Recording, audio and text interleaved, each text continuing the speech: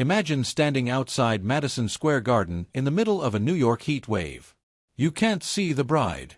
You can't see the groom. You can't see the ceremony. You can't hear the vows. You can't even get close enough to figure out what is happening inside. But you know something enormous is happening behind those walls. Because outside, there are tinted SUVs. Security everywhere. Crowds of people waiting. Phones in the air. And eventually, one message appears on the screens outside the venue. TNT married. That's it. 2 letters. 1 word. And somehow, that was enough to send the entire Swiftie universe into absolute chaos.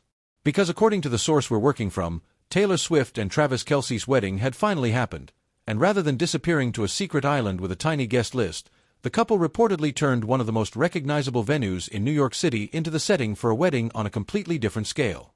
A wedding reportedly involving hundreds upon hundreds of guests. A ceremony designed like an outdoor garden inside an arena. A bride walking down the aisle to a string version of Love Story. A groom reportedly crying through the vows.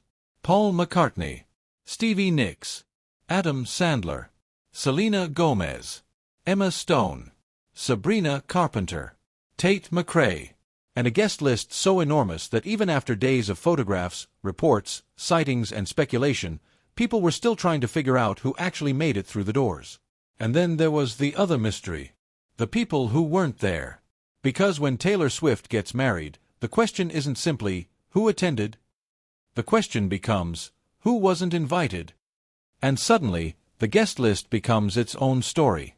Blake Lively, Phoebe Bridgers, Lana Del Rey, SZA, Lorde, Sophie Turner, and, perhaps most surprisingly of all, the possibility that Karlie Kloss may or may not have been inside the building.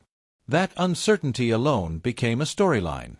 But before we get into the guest list, the leaked details, the wedding dress, the performances, the emotional vows, and the people who appeared to have been left outside one of the biggest celebrity events imaginable, there's something we need to establish. This is not a conventional wedding report. The source material itself openly describes much of this information as gossip, third-hand reporting, leaks, fan speculation, and details that had not been independently confirmed. So that's how we're going to approach it.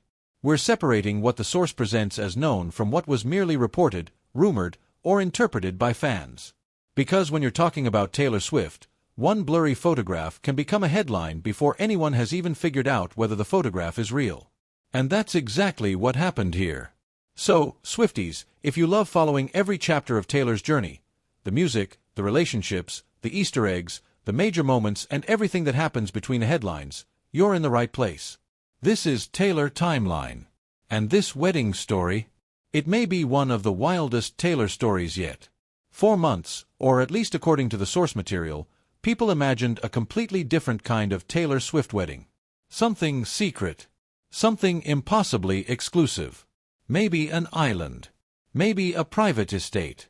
Maybe 40 people. No cameras. No public spectacle. The kind of wedding where fans wouldn't know what happened until months later, when Taylor casually posted 3 black-and-white photographs and a caption containing approximately 4 words. But then came Madison Square Garden. And suddenly, the entire theory changed. Because here's the thing about Taylor Swift and Travis Kelce. Their relationship was never built around secrecy. It began in one of the most public environments imaginable, football. Travis talked publicly about wanting to meet Taylor. Taylor eventually appeared at a Kansas City Chiefs game. The relationship quickly became one of the biggest stories in entertainment and sports. And from there, their public appearances became part of the story. Football games, concerts, restaurants, travel, family appearances, celebrity events. The cameras were always somewhere nearby.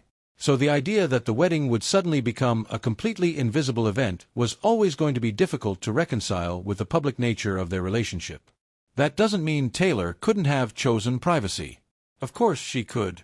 But according to the source, the wedding instead leaned into the scale of the life Taylor and Travis had built. And Madison Square Garden was almost the perfect symbol for that. This wasn't just another venue. It was a place associated with major concerts, major sporting events, and enormous public moments. And Taylor, perhaps more than almost any celebrity alive, understands what a venue means symbolically. The setting itself becomes part of the story. That's one reason the reported decision to hold the wedding there became so fascinating. Because this wasn't just, Taylor got married. It was, Taylor Swift got married at Madison Square Garden. And that distinction matters. The source also describes the event as being criticized for being too public, too large, or too extravagant. Some people reportedly compared it unfavorably with celebrity weddings that had been deliberately kept out of public view. But there is another way to look at it. Maybe Taylor wasn't trying to have someone else's wedding. Maybe she was having hers. And if the relationship had been public from the beginning, why would the wedding suddenly have to pretend otherwise? That doesn't mean everyone has to love the aesthetics. It doesn't mean everyone has to think a huge celebrity wedding is tasteful. But it does explain why the idea isn't necessarily as surprising as people first thought. Taylor has spent her career turning moments into eras.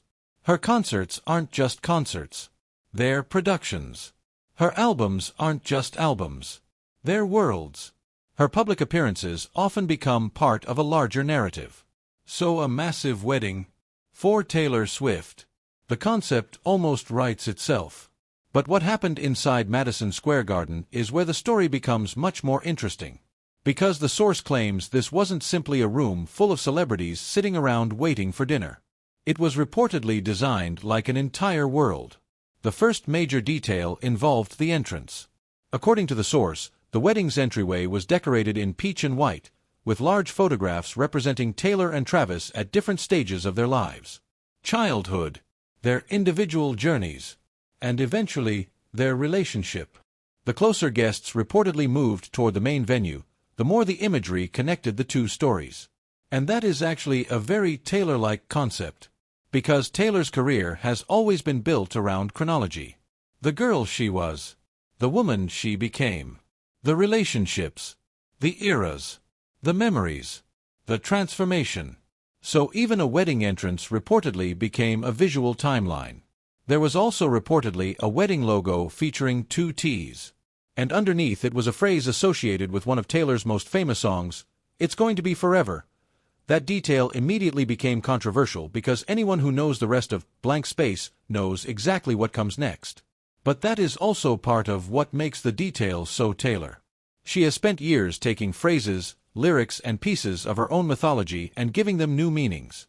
A lyric that once represented sarcasm about relationships can suddenly become something completely different when placed in the context of a wedding. At least, that's how fans interpreted it. And then came another fascinating detail. The source describes a garden-like ceremony constructed inside Madison Square Garden.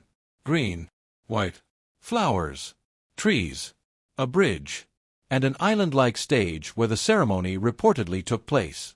Think about that for a second. Outside, New York City. Inside, a fabricated countryside garden. The whole concept was reportedly designed to transport guests somewhere completely different. And then came perhaps the most obvious Taylor Swift decision of the entire event. The song. Taylor reportedly walked down the aisle to a string arrangement of Love Story. Now, you could argue that this is obvious. You could argue that it's almost too obvious. But that's exactly why it works. Taylor Swift walking down the aisle to her own love story isn't subtle. It's symbolic. It's self-referential. It's theatrical. And it's deeply connected to the story of her career. Love Story was released when Taylor was still a young artist imagining romance through a fairy tale lens. Years later, the woman who wrote that song would be walking toward marriage herself. Whether you find that beautiful, dramatic, cheesy, or all three at once, it's hard to deny that the symbolism is powerful. And apparently, the wedding party itself was relatively small compared with the size of the overall guest list. Taylor's brother Austin reportedly served as her man of honor. Travis's brother Jason reportedly served as his best man. And honestly, that makes a lot of sense. Because when you're hosting a wedding with hundreds or even 1,000+ people, choosing members of your immediate family can eliminate an enormous amount of social politics. No complicated bridal party negotiations. No wondering which famous friend gets the most important role.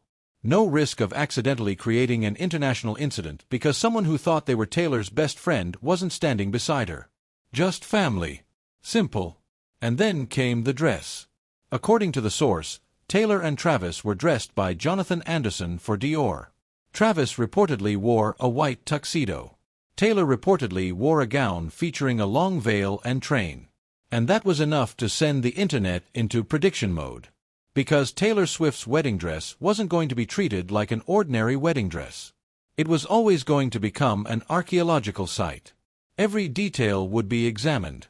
The neckline, the fabric, the veil, the shoes, the jewelry, the makeup, the hair, the manicure, the smallest stitch. And this is where celebrity culture gets strange. For most people, a wedding day is supposed to be one of the rare moments when you don't have to worry about whether millions of strangers approve of how you look. But Taylor doesn't get that luxury. If she walked down the aisle in a dress she personally loved, millions of people would still immediately start ranking it. Some would call it iconic. Some would call it boring. Some would say she looked like a princess. Someone would inevitably say the sleeves were wrong. Someone would zoom in on her shoes. Someone would analyze her lipstick. Someone would compare her hairstyle to another celebrity. And someone would probably announce that her entire aesthetic represented the death of an era. That's what happens when the bride is Taylor Swift. And that's why the source's commentary about wedding scrutiny is actually worth thinking about. A wedding isn't supposed to be a fashion competition. It's not a red carpet. It's not the Met Gala. The bride doesn't owe the audience a perfect outfit. She owes herself a day that feels like hers. And whether you love the reported dress or hate it, that's the part that matters.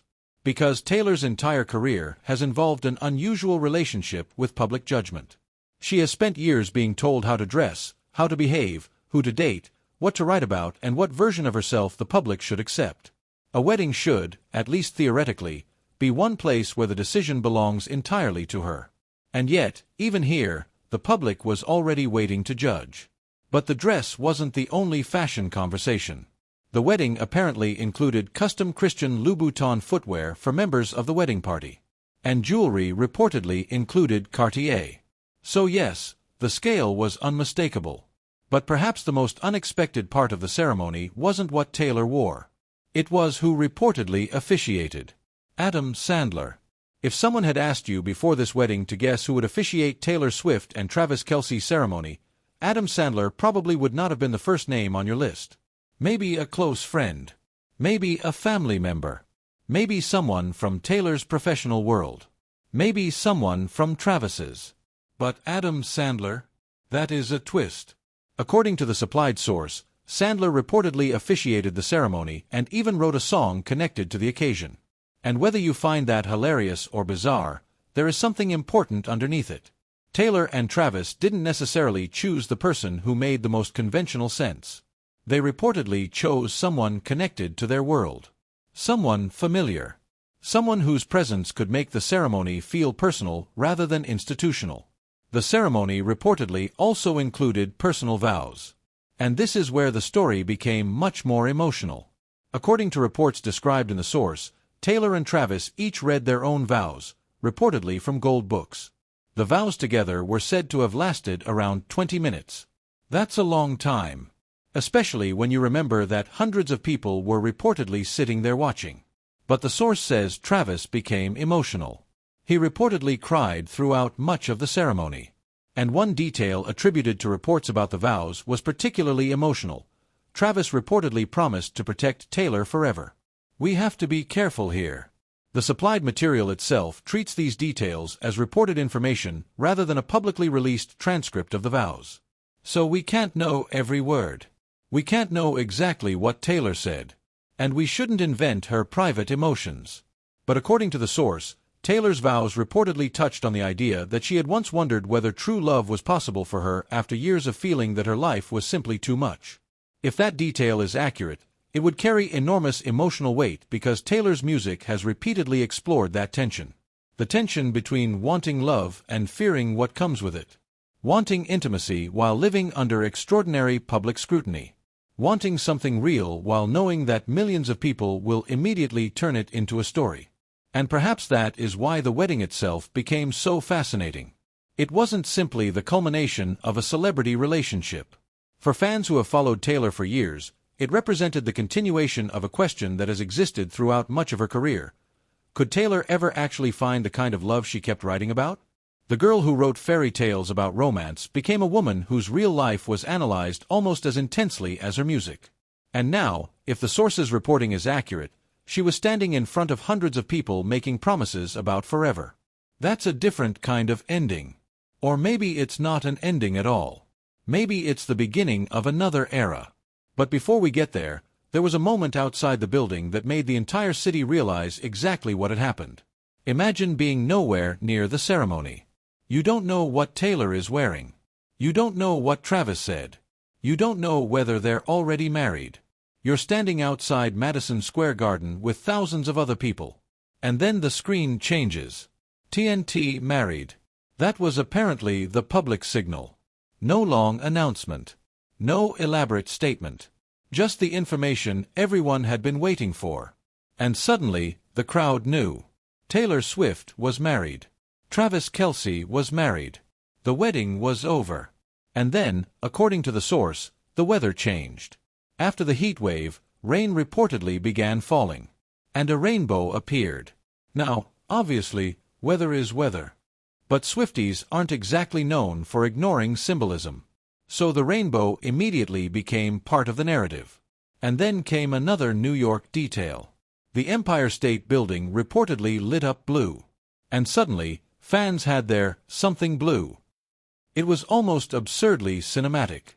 A wedding inside Madison Square Garden. A Taylor Swift song playing as she walked down the aisle. Rain after a heat wave. A rainbow. The Empire State Building glowing blue. If this were a movie, people would accuse the writers of overdoing it. But this was the story being constructed around the wedding. And outside the building, the reaction was enormous. Some fans reportedly gathered in the heat simply hoping to catch a glimpse of something. A car. A screen. A celebrity. Anything. And that created an uncomfortable question. At what point does fandom stop being celebration and start becoming intrusion? The source describes crowds gathering outside Madison Square Garden despite there being almost nothing to actually see. People could see tinted vehicles. They could see security. They could see the building. But they couldn't see the wedding. And yet they stayed. That says something about Taylor's relationship with her audience. People don't simply consume her music. They follow her life. They follow her eras. They memorize the clues. They track appearances. They decode lyrics. They notice cars. They analyze outfits. And when Taylor's wedding finally happened, some people apparently felt compelled to physically be near the event, even if there was nothing to see. And then there was one particularly bizarre scene described in the source. After the event, leftover food was reportedly brought outside and distributed to people waiting. The crowd allegedly scrambled for the leftovers. Whether every detail of that scene is accurate is impossible to establish from the source alone. But as an image, it captures the surreal nature of the whole event. Inside Madison Square Garden, Taylor Swift and Travis Kelce. A luxury wedding. Celebrity guests. Custom fashion. Performances. A garden ceremony. Outside, fans waiting in the heat for scraps of information. That contrast may be one of the most revealing parts of the entire story. Because Taylor's wedding wasn't just a private event. It became a public phenomenon. Now we get to the part Swifties were arguably waiting for the most. The guest list. And according to the source, it was enormous. Not just Taylor's childhood friends. Not just Travis's family. Not just musicians. Not just actors. The guest list reportedly stretched across entertainment, sports, fashion, music, television, and celebrity culture. Selena Gomez and Benny Blanco were reportedly there. Emma Stone. Jack Antonoff. Aaron Dessner. Ed Sheeran. Lena Dunham. Abigail Anderson. Gigi Hadid. Zoe Kravitz. Brittany Mahomes. Suki Waterhouse. Sabrina Carpenter. Gracie Abrams. Tate McRae. Maren Morris. Kelsey Ballerini. Little Big Town. Miranda Lambert. And members of Taylor's touring family. That last group is important. Because Taylor's career has been built not only by famous collaborators but by a huge network of people who have worked with her for years. The source specifically highlights people from her touring world, including backup singers, dancers, and crew members. And that's one detail that feels particularly meaningful. When you're Taylor Swift, you could theoretically invite only the biggest celebrities on Earth. But inviting people who have traveled with you? People who have spent years working behind the scenes? People who helped build the shows millions of people saw? That represents a different kind of relationship. And the source makes another interesting observation. Taylor reportedly maintains long-term relationships with members of her creative and production teams. That could help explain why people working on her projects may remain connected to her long after a specific tour or production ends. The wedding, therefore, wasn't just a celebration of Taylor Swift the celebrity. It reportedly included pieces of Taylor Swift's professional history. People from different eras, different albums, different tours, different stages of her career. In a strange way, the guest list became another Taylor timeline. But then there were the celebrities who seemed to come out of nowhere.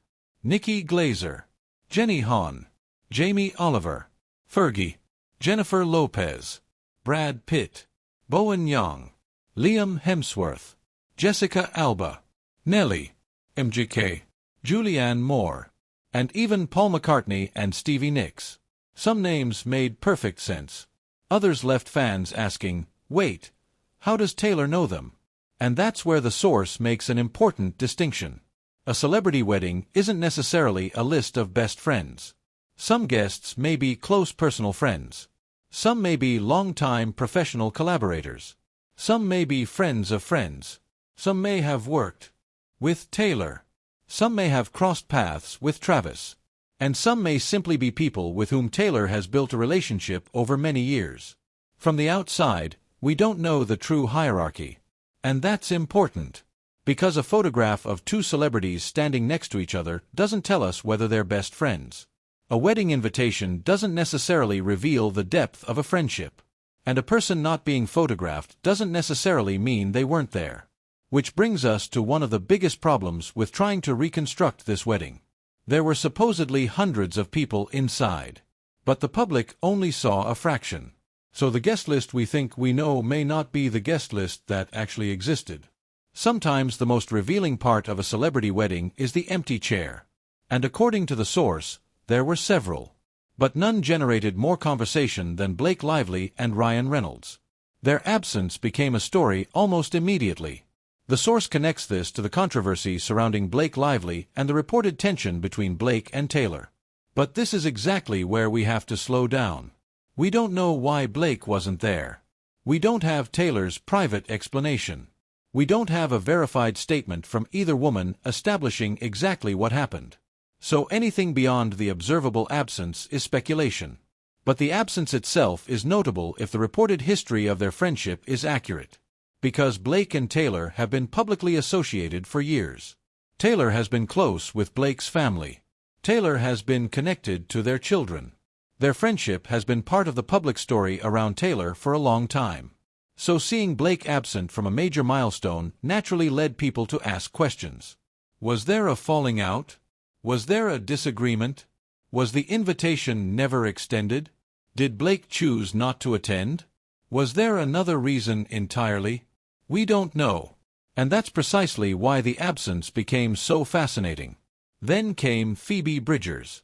According to the source, her absence was another surprise. For some fans, Phoebe seemed like an obvious person to invite. But again, famous people have lives outside of our expectations. An absence isn't automatically evidence of a feud. Maybe she couldn't attend. Maybe she wasn't invited. Maybe she didn't want to go. Maybe she was simply elsewhere. The same applies to Lana Del Rey. The source suggests she may have been invited, but potentially couldn't attend or simply didn't want to participate in an event of this scale. And honestly, that would not be impossible. Lana is known for maintaining a very different public relationship with celebrity culture. Some artists love massive events. Others avoid them.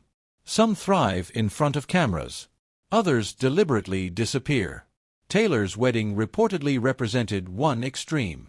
So it makes sense that not every famous person in Taylor's orbit would necessarily want to be there. Then there was Lord SZA, Halsey, Lady Gaga, Reba McEntire, Shania Twain, Ice Spice, Demi Lovato, Miley Cyrus, and others whose presence was either questioned or not established by the source. Again, we cannot turn "not seen" into "not invited." That's one of the biggest mistakes fans make when reconstructing celebrity events. If someone isn't photographed, that doesn't prove anything. Especially at an event with reportedly hundreds or even 1,000+ guests. And then came the name that turned the entire conversation upside down. Karlie Kloss. Few Taylor Swift friendships have been analyzed as intensely as Taylor's past friendship with Karlie Kloss. So when photographs appeared that seemed to show Karlie leaving Madison Square Garden, people immediately began asking, was Karlie actually at the wedding? The source itself refuses to give a definitive answer. And that's the right approach. Because some people reportedly argued that the photographs were AI-generated. Others believed the photographs were genuine. Karlie was reportedly asked about the situation afterward and did not directly answer the question. And instead of solving the mystery, that apparently made people even more curious. But here's where we need to separate fandom from fact. A strange reaction is not proof. A photograph isn't automatically proof unless its authenticity has been established. And someone's refusal to answer a question isn't proof either. So the most responsible conclusion from the supplied source is simply, we don't know. Maybe she was there. Maybe she wasn't. Maybe the photographs were genuine. Maybe they weren't. And perhaps that's exactly why the story became so irresistible. Taylor Swift has spent years turning uncertainty into fascination. The unanswered question often becomes more powerful than the answer. And that brings us to another person whose absence became almost impossible to ignore, Blake Lively.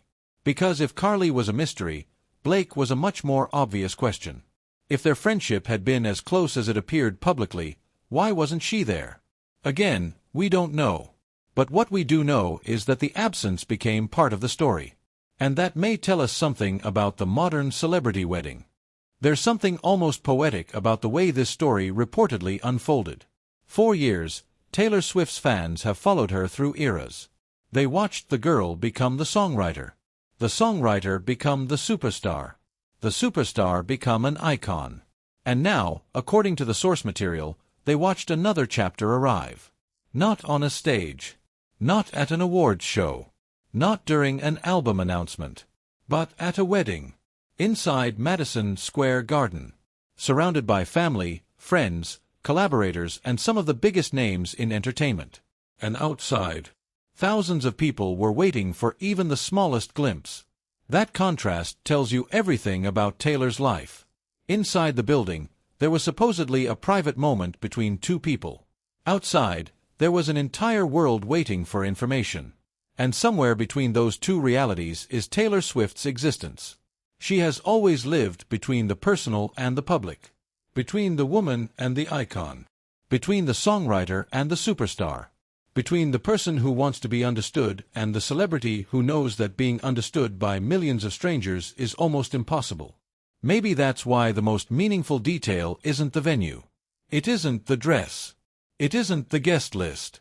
It isn't even the performances. It's the idea that after years of writing about love, losing love, searching for love, questioning love, and turning love into music, Taylor may finally have reached a moment where the story isn't about what happens next in a song. It's about what happens next in her life. And whatever comes next, one thing is certain. Swifties will be watching. Not because every detail belongs to us, but because we've been following this journey for so long that another chapter naturally feels significant. From the earliest songs to the biggest stages in the world. From heartbreak to reinvention. From speculation to celebration. From one era to the next. This is exactly why the timeline matters. Because Taylor Swift's story has never really been about one moment. It's about the journey between them. And if this wedding truly marks the beginning of another chapter, then perhaps the most exciting part isn't what we've already learned. It's what we haven't seen yet. So, whether you're here for the music, the history, the relationships, the eras, the surprises, or simply because you've been following Taylor since the beginning, stay with us. This is Taylor Timeline. And if you want to keep following every chapter as Taylor's story continues to unfold, subscribe and stay with us. Because the wedding may have ended, but Taylor's timeline never does.